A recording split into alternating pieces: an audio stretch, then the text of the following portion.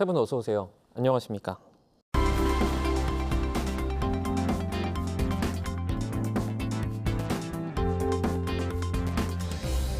뉴스 리뷰 Y 시작해봅니다. 먼저 조수진 시청자 평가원이 가져오신 오늘의 주제부터 들어봅니다. 음주운전 관련 보도를 빅카인즈에 검색해보면 올해만 3,770건, YTN에서만도 180건에 달합니다. 상당히 많은 양의 보도입니다. 그리고 음주운전의 행태도 다양해지고 있습니다. 음주운전을 감추기 위한 수법도 늘고 있고 또 모방된 행태도 나타나는데요. 그래서 언론 보도가 중요합니다. 오늘은 음주운전 관련 보도를 YTN은 어떻게 전하고 있는지 뉴스 리뷰 Y에서 살펴봅니다. 최근 음주운전 사고 관련한 안타까운 소식이 많았는데요. 그중에서 인천에서 있었던 음주운전 사고 소식이 정말 크게 보도가 됐던 기억이 납니다. 무고한 생명을 앗아갔던 정말 안타까운 사고였었는데요. YTN 보도, 박사님 어떻게 보셨습니까? YTN 음주운전 사고 관련 기사를 전체적으로 살펴보았습니다. 이 음주운전 사고 보도들 가운데 최근 그 추세를 보니까 사고 운전자의 나이대가 낮아졌다는 인상을 받았습니다. 지난 3일에는 음주운전하다 행인 3명, 차량 2대 덮쳐 20대 입건 보도가 있었습니다.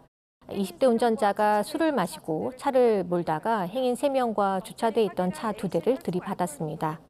4월 21일에는 만취 운전하며 경찰과 7km 추격 전 20대 송치 보도도 있었습니다. 경찰청 생활안전교통국 교통안전과에서 제공하는 음주운전 통계에 따르면 남성 운전자의 음주 적발 건수가 여성 운전자보다 많고 또 적발 횟수는 1회인 경우가 가장 많지만 5회 이상 적발된 사례도 확인됩니다. 연령대는 다양하게 분포되어 있습니다만 이 음주운전 사고의 경우에는 20대와 30대 운전자가 차지하는 비중이 높게 나타났는데요. 음주운전은 단순한 실수가 아니라 생명을 위협하는 중대 범죄 행위라는 인식을 분명히 가져야 하겠습니다. 네, YTN 보도를 통해서 최근 음주운전 사고에서 가해자의 연령대가 낮아졌다, 이 추세까지 파악을 해주셨는데요. 네, 그러면 최근 논란이 된 음주운전 사고 소식을 전한 YTN 보도들 살펴보도록 하겠습니다. 먼저 평가원님. 술을 마신 뒤 초등학생을 차량으로 치고 달아난 음주운전 사고 소식입니다. 4월 15일 보도였는데요. 남양주 뺑소니 운전자 음주운전 시인, 피해 초등생 의식 불명. 이 보도에 이어서 경찰 초등생 뺑소니 50대 음주운전자 입건 제목의 보도 이어졌습니다. 경기도 남양주시에서 횡단보도를 건너던 초등학생을 치고 달아난 50대 운전자가 경찰 추궁 끝에 그 음주운전 사실을 시인한 것으로 확인이 됐고요. 또 피해 아동은 현재까지 의식을 되찾지 못한 채 중대에 빠졌다라는 그런 소식을 전하고 있습니다. 이어 4월 26일 경찰 초등생 뺑소니 음주운전 50대 구속 송치 보도를 통해서 50대 남성 A씨를 구속 송치했다라는 내용까지 전했습니다. 이런 음주운전으로 인해서 희생당한 분들에 대한 소식이 참 너무 안타까운데요. 또 5월 8일 보도인데요. 음주 역주행에 6명 사상, 또 휴가 나온 군인 아들 데리러 가다 참변 제목도 있었습니다. 오전 오후 보도로 이렇게 이어졌습니다. 인천 구월동 승기 사거리 인근에서 20대 남성 A씨의 음주운전으로 인한 사고 소식을 전했습니다. 음주 역주행 사고는 가해 차량에 운전자 정모 씨 외에도 이 동승자 4명이 타고 있었습니다. 음주 차량 동승자들은 직접 운전을 하지 않았으니 또 책임이 없고 또 오히려 사고로 인한 피해자라고 생각할 수도 있겠지만 경찰은 이에 대해서도 음주운전 방조죄를 적용하는 방안을 검토하고 있습니다. 음주 역주행 동승자 공범될 수도 방조죄 검토 보도인데요. 동승자의 형량은 음주운전을 적극적으로 부추긴 경우 3년 이하의 징역 또는 1천만 원 이하의 벌금이고요. 또 일반적으로 음주운전을 방조한 경우라면 1년 6개월 이하의 징역 또는 500만 원 이하의 벌금형을 받을 수 있습니다. 음주운전 사고 시 운전자는 최대 무기징역까지 선고될 수 있습니다. 문제는 법에서 엄하게 처벌하라고 규정은 돼 있지만 실제 처벌은 8년형이 넘는 경우가 극히 드물다는 것입니다. 술을 마셔서 정상적인 상태가 아니면 절대 운전대를 잡지 말아야 할 텐데 그건 누구나 할 수 있고 또 이해할 수 있는 일인데 안 하는 것이 참 문제입니다. 네, 맞습니다. 그 사고를 당하신 분이 군인 아들 휴가를 마중 가던 어머니의 사망이라는 상황에 정말 더 마음이 아팠고 화도 났는데요. 추가로 차량 소유자의 대여에 대한 법적 책임은 어떻게 되는지, 또 대법원 판결 사례가 있다라고 하더라고요. 또 상습 음주운전에 대한 제도적 논의는 현재 어떻게 이루어지고 있는지에 대해서도 후속 보도로 다뤄주시기 바랍니다. 네, 안타까운 사고들이 정말 많았는데요. 안전을 지키고 사회적 책임을 환기하는 기능으로서 언론의 역할이 필요한 시점입니다. 경각심을 높이는 경보장치 역할을 지금 YTN이 잘 수행하고 있는지도 저희가 보도를 한번 살펴보도록 하겠습니다. 먼저 박사님. 지난해 교통사고로 인한 사망자는 전년도보다 1.2% 감소했습니다. 이 교통사고 사망자가 가장 많았던 1991년도보다 80% 감소한 수치일 정도로 역대 최저를 기록했습니다. 4월 8일 보도였는데요. 교통사고 사망자 역대 최저, 고령 운전자 사고 증가입니다. 2020년 음주운전으로 인한 사망자 287명과 비교하면 4년 사이 절반 수준으로 감소했는데요. 음주운전 방지 장치를 도입하는 등 제도 개선 효과가 나타났다고도 평가가 되고 있습니다. 음주운전 방지 장치에 대해서 YTN도 꾸준히 보도를 했는데요. 상습 음주운전자 차량에는 음주운전 방지 장치가 부착되게 하는 겁니다. 유독 음주운전 같은 경우에는 상습적이라든지 혹은 안일하게 반복하는 경우가 많은 범죄이기 때문인데요. 이제 2년 이내에 이 법의 적용을 실제로 받을 사람들이 나타날 거라고 합니다. 음주운전에 대한 처벌 강화만 능사가 아니라 제도나 시스템을 바꿔나가는 노력이 지속돼야 하겠다는 생각이 듭니다. 또 음주운전으로 인한 사회적 문제가 심각한 가운데 음주운전의 범위에 대해서도 생각해 보게 하는 그런 보도가 있었습니다. 숙취 운전의 심각성과 위험성을 부각한 보도가 있었는데요. 4월 15일 보도입니다. 어제 마신 술은 괜찮겠지, 숙취운전 줄줄이 적발이란 제목이었습니다. 경기 북부 지역에서의 출근길 음주운전 단속에 대해서 보도했습니다. 이른 아침에 경찰이 이제 불시에 출근길 음주운전 단속을 실시한 결과 숙취 상태에서 운전한 운전자들이 다수 적발된 그런 사실을 알 수 있었습니다. 전날 밤 술을 마신 운전자들이 여전히 그 혈중 알코올 농도가 기준치를 초과한 상태로 운전대를 잡은 사례가 많이 보였는데요.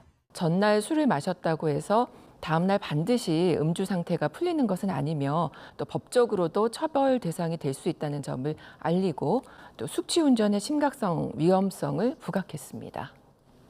한 가지 정보를 말씀드리면요. 이 흔히 음주 측정에 사용되는 위드마크 공식에 따르면 체중 70kg의 평범한 성인 남성이 소주 2병 가량을 마셨다면 12시간이 지나야 이 알코올이 완전히 분해된다고 합니다. 8시간 뒤 운전한다면 면허 정지는 물론이고요. 면허 취소 수치에 근접할 수 있다고도 하는데요. 상대적으로 도수가 낮은 맥주도 2000cc를 마셨을 경우에는 완전 분해까지 5시간 30분 가까이 소요된다는 점 알아두셔야 하겠습니다. 운전자가 술이 덜 깼다고 느껴지면 이 알코올이 아직 분해되지 않은 상태의 가능성이 높기 때문에 차를 운전하지 않고 대중교통을 이용하는 편이 좋겠습니다. 이어서 숙취운전 관련 단신 보도도 이어졌습니다. 4월 10일 어린이 등하굣길 단속했더니 숙취운전 19건 적발 제목의 보도였습니다. 등하굣길 어린이 보호구역 내에 음주운전과 또 교통법규 위반 집중 단속을 시행한 결과 오전 등교 시간대 숙취로 인한 음주운전이 19건이나 적발됐다라고 밝혔습니다. 아침에 학생들이 등교하는 시간대, 그것도 이 어린이 보호구역 내에서 숙취운전이 많다라는 건 사고가 발생하지는 않았지만 발생하면 큰 위험이 될 수 있는 그런 사안입니다. 이런 문제 제기 지속적으로 해주시기 바랍니다. 점심 직후 오후 1시 반부터 2시간 동안 식당과 유흥가 주변 그리고 고속도로 나들목 등에서 벌인 음주 단속에 11명이 적발됐다는 소식도 있었습니다. 5월 3일입니다. 경찰 낮 시간대 음주운전 단속 11명 적발. 이 보도를 보니까요. 낮 시간이었습니다. 그런데 단속된 운전자 11명 가운데는 면허 취소 대상이 1명, 또 면허 정지 대상이 10명이었습니다. 경찰이 단속 시간이나 또 지점을 수시로 변경해서 그 단속을 강화할 방침이라고 하는데요. 이런 가운데 요즘 음주 단속 위치를 실시간으로 공유하는 모바일 앱이 무분별하게 사용된다는 보도를 접한 적이 있습니다. 이러한 앱이 생겨나면서 이 경찰의 그 원활한 업무 수행을 막고 또 심지어는 음주운전을 부추긴다라는 시민들의 우려도 제기되는 상황인데요. 애초에 이런 기능을 제공하는 서비스 자체가 허용되지 않아야 한다는 주장까지 나오고 있습니다. YTN에서도 이러한 앱의 문제점을 지적하고 또 오용 방지를 위한 인식 개선 보도를 할 필요가 있지 않겠나라는 생각이 들고요. 단속을 피하는 것이 능사가 아니라 그 술을 마신 이후나 또 술이 덜 깬 상태에서는 운전대를 잡지 말아야 한다라는 인식을 모두 해야 하겠습니다. 네, 음주운전 자체가 줄고 있는 추세긴 하지만 무고한 생명을 앗아가는 안타까운 사고가 반복되고 있다는 점 또 잊지 않아야 될 것 같습니다. 언론의 역할로서는 좀 어떤 기능을 수행해야 한다고 보십니까? 방송에서는 각종 예방 캠페인도 하고요. 여러 가지 관련 보도도 하고 있지만 끊임없이 음주 사고는 벌어지고 있는 상황입니다. 그래서 방송에서는 경각심을 가질 수 있도록 적극적으로 보도하는 자세가 필요하다고 봅니다. 사망 사고 등 대형 사고가 났을 경우에는 당연히 비중 있게 다뤄야 하고요. 규모가 크지는 않더라도 피해자가 어린이 또는 미성년자, 택배 노동자 등 사회적 약자일 경우에는 피해자 사연 중심의 보도가 필요하다고도 생각합니다. 가해자가 유력 인사 또는 예컨대 버스 등 대중교통 운전자나 고위 공직자 등 직업적 특수성이 있는 경우에도 비중 있게 보도해야 한다고 판단합니다. 주로 방송 매체가 대부분 비중 있게 다루는 경향이 있기는 한데요. 매체 특성상 화면 비중이 클 수밖에 없는데요. 다만 너무 자극적이거나 피해자와 유저에게 부정적인 영향이 미치지 않도록 화면 사용 등에 각별히 유의해야 한다고 생각합니다. 얼마 전에 음주 뺑소니 사고로 재판에 넘겨졌죠. 가수 김호중 씨의 실형이 확정됐습니다. 당시 음주 사고를 낸 뒤에 일부러 술을 더 마시는 이 술타기 수법 의혹으로 큰 논란이 되기도 했는데요. 관련 소식을 전한 YTN 보도도 살펴보도록 하겠습니다. 먼저 평가원님. 지난해 5월 가수 김호중 씨는 음주운전을 하다가 뺑소니 사고를 내고 또 운전자 바꿔치기를 시도한 혐의를 받고 있는데 음주운전 사실을 계속 부인하다가 범행 열흘이 지나서 시인을 했죠. 4월 25일 음주 뺑소니 김호중 항소심도 실형, 죄질 불량이라는 제목이었습니다. 가수 김호중의 음주 뺑소니 사건 선고 소식을 보도했는데요. 사건의 경위를 먼저 전하고 시청자들이 사건의 심각성을 이해할 수 있도록 도왔는데요. 죄질이 불량하고 증거를 적극적으로 없애려 했다라는 등 사고 후의 정황도 좋지 않아서 1심과 같은 판결을 유지했다라고 전했는데 재판부의 판단 배경을 구체적으로 설명해줘서 판결의 신뢰성을 높여줬습니다. 해당 보도를 통해 음주 뺑소니 사고의 심각성을 강조했고요. 시청자들에게 경각심을 일깨웠습니다. 관련해서 이제 주의사항을 하나 말씀드리자면 지난해 말 신문윤리위원회 주의 조치가 내려진 사안이 있었습니다. 이제 뭐 언론사에서 보도를 하면서 술타기 수법이라고 안 하고 특정 이제 연예인의 이름을 넣어서 무슨 수법, 누구누구 수법 이렇게 보도한 내용인데요. 신문윤리위원회가 언론은 유명인인 김 씨의 범죄 사실의 피해를 알리기 위한 목적에서 공인이라 할 수 있는 그의 이름을 빌려서 범죄 수법을 전하고 있다 손 치더라도 이에 따른 또 다른 피해가 우려된다라고 하면서 이들 보도가 김호중 씨에 대한 명예훼손 소지가 있고 또 오히려 이들 보도로 인한 모방 범죄 확산이 우려된다라고 밝혔습니다. 그래서 사건을 보도하실 때 이런 점들도 유의해 주시기 바랍니다. 이 술타기 수법은 그 음주운전자가 도주한 뒤에 술을 더 마셔서 운전 당시 혈중 알코올 농도를 측정하기 어렵게 하는 방법입니다. 일부 음주운전자들의 경우에는 그 운전 당시에는 술을 안 마셨다고 주장하기까지 하는데요. 이처럼 음주 측정을 피하려 술을 더 마시는 이른바 술타기에 대해 오는 6월부터 단속과 처벌이 이루어집니다. 음주 측정 피하려는 술타기도 처벌, 음주운전 무관용 수사입니다. 음주운전을 한 뒤에 술을 더 마셔서 그 음주 측정을 방해할 경우 음주 측정 거부와 같은 1년 이상 5년 이하의 징역이나 또 500만 원 이상 2천만 원 이하의 벌금에 처할 수 있게 한 도로교통법 개정안이 오늘 6월부터 시행된다는 점을 알게 했습니다. 시청자의 경각심을 높이는 기능으로 좀 더 발전적인 형태의 음주운전 관련 보도가 필요한 시점 같은데요. 보도 방법에서 지금 YTN이 고민하고 있는 부분이 어떤 부분이 있는지 좀 궁금합니다. 사실 그 방송에서 피해가 크지 않거나 화면이 없는 음주운전 같은 경우에는 사실 짧은 단신으로 처리하는 경우가 많거든요. 그렇지만 이러한 경우에도 앞으로는 이제 사고 차량 또는 뭐 인근 차량의 블랙박스, 사고 현장 인근의 CCTV 등을 활용해서 더욱 적극적인 보도의 필요성이 있다 이렇게 볼 수 있겠습니다. 최근 실형이 확정된 김호중 씨 음주 뺑소니 사건과 같은 진화한 형태의 음주운전 사건에 대해서도 심층적인 보도가 필요한데요. 좀 전에 말씀드렸듯이 이런 사고뿐만 아니라 음주운전 가해자의 어떤 연령별 직업적인 어떤 특성 등을 분석해서 특이 사항이 있을 경우에는 보도를 해도 좋을 것으로 이렇게 생각을 하고 있습니다.